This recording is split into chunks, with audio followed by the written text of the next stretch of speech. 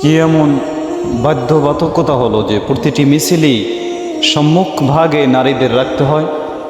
কই বরিশালের পীর যে কয়দিন আপনাদের সাথে ছিলেন তখন তো নারী ছাড়াও সমাবেশ হয়েছে, কিন্তু এখন হচ্ছে না কেন?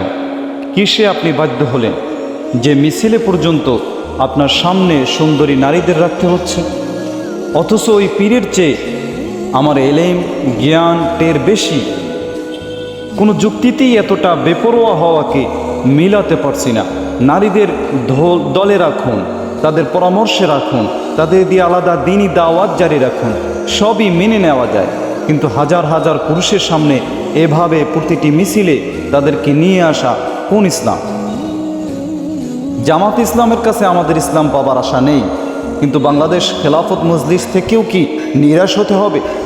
এই মিছিলে যদি পীর সাহেব থাকতেন তাহলে কি কারো বাবার ক্ষমতা হতো নারীদের আগে পিছে রাখার?